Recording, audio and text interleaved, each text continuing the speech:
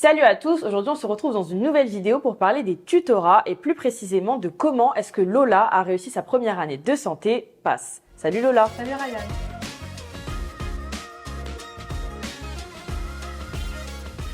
Lola, pour commencer, est-ce que tu peux te présenter en quelques mots? Oui, bien sûr. Donc j'ai fait un bac scientifique. Ensuite, j'ai fait une année de PASS, donc parcours accès spécifique santé.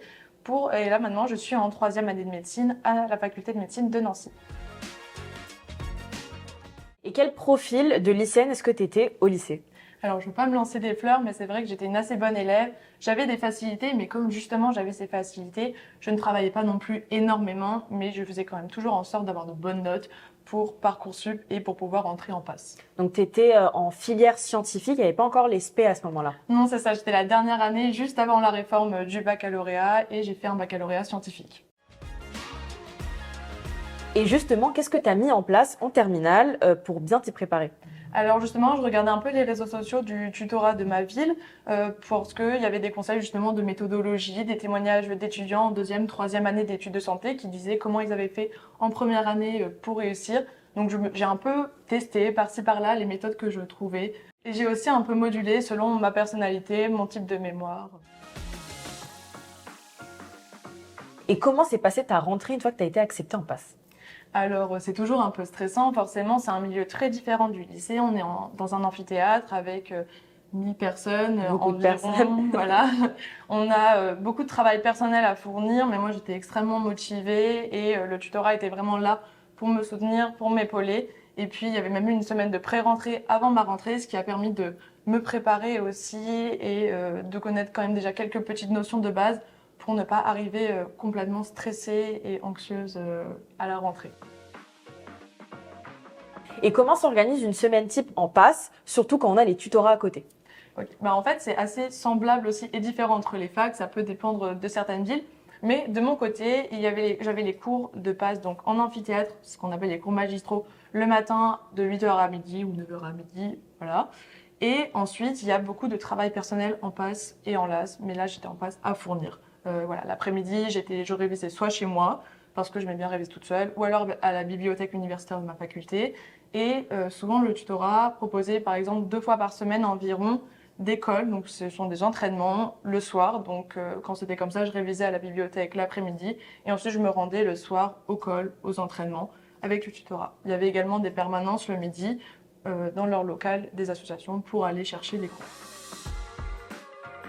Quelle méthode de travail est-ce que tu as mis en place justement pour réussir en PASS et comment est-ce que le tutorat t'a accompagné vers la réussite? Alors justement, j'avais une mémoire plutôt visuelle, donc moi je lisais plutôt mes cours, parfois je réécrivais un petit peu, je faisais certaines fiches, mais pas trop parce qu'on n'a pas non plus trop le temps.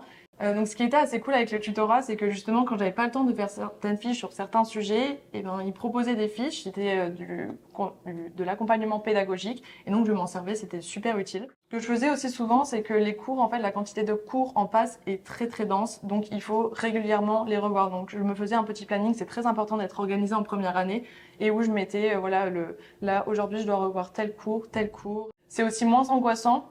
Ça me permettait vraiment de savoir ce que je faisais de ma journée et je mettais aussi quand je devais faire les entraînements du tutorat, justement l'école. Je regardais ensuite les corrections. Il y avait aussi parfois des groupes de travail faits par les tuteurs sur des notions compliquées. Donc cela, j'y participais quand j'en ressentais le besoin. Ce n'était pas obligatoire. Mais voilà, j'en profitais parfois, c'est dans l'après-midi, ce sont des petits créneaux. Pas non plus très longs parce que justement les étudiants savent qu'en première année, le temps est compté, vraiment. Donc voilà, j'en profitais pour y participer et ça m'aidait vraiment. Tu m'avais dit que les tutorats étaient intervenus dans ton lycée. À quel moment est-ce que toi, tu les as sollicités? Donc justement, après qu'ils soient venus dans mon lycée, ils avaient des petits flyers, ils nous ont laissé leur contact. Donc si j'avais une question, je savais que je pouvais les contacter sur Instagram, etc. J'ai également pu les solliciter pendant la pré-rentrée, parce qu'on est toujours un peu nerveux, on est quand même à une semaine de la rentrée de PASS.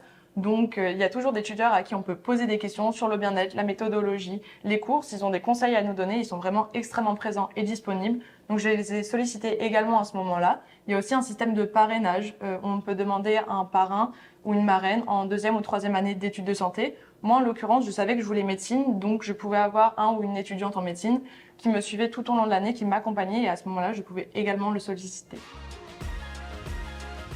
Et de ton côté, Lola, quelles difficultés est-ce que tu as rencontrées et comment est-ce que le tutorat t'a aidé?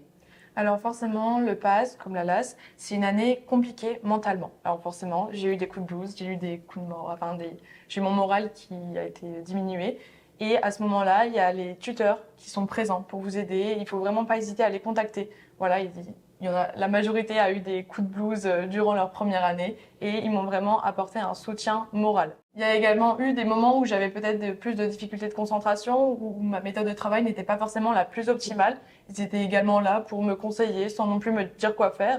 Vraiment, ils nous laissent complètement faire. Mais justement, ce qui est bien, c'est qu'il y a plein de profils différents, donc c'est-à-dire plein de méthodes de travail différentes et j'ai pu quand même trouver, en tout cas, une méthode pour le deuxième semestre, en tout cas, qui m'a le plus aidée. Il y a beaucoup de lycéens qui ont peur de ne plus avoir de vie sociale une fois en études de santé. Toi, est-ce que tu t'accordais des moments de pause? Si oui, quand? Est-ce que tu arrivais à sortir un peu le week-end? Alors oui, les pauses, c'est vraiment très important. Et les tuteurs, ils sauront vous le redire. Vraiment. Moi, il faut savoir que ma capacité de concentration, vraiment, j'ai zéro concentration. Donc, je faisais beaucoup de pauses, des petites pauses, mais parce qu'il fallait que mon cerveau s'aère. Alors, quand c'est comme ça, moi, je conseille vraiment de ne pas rester sur son téléphone. Moi, je faisais 5 minutes de pause. Je sais pas, je lisais 1 ou 2 pages d'un livre, je m'aérais un peu, même juste par la fenêtre, je marchais un petit peu. Ça fait vraiment du bien. Après, je m'accordais des plus grosses pauses pour manger. Moi, je jouais du piano durant ma première année, donc voilà, il faut vraiment pas hésiter à faire ça ou à faire un peu de sport. Et alors, moi, j'étais en période de Covid, donc c'est vrai qu'il y a eu le confinement, donc j'ai pas forcément pu complètement sortir, mais je me réservais quand même une fois par semaine où je voyais ma famille et également mes amis. Et en parlant justement de week-end, comment s'organiser les tiens?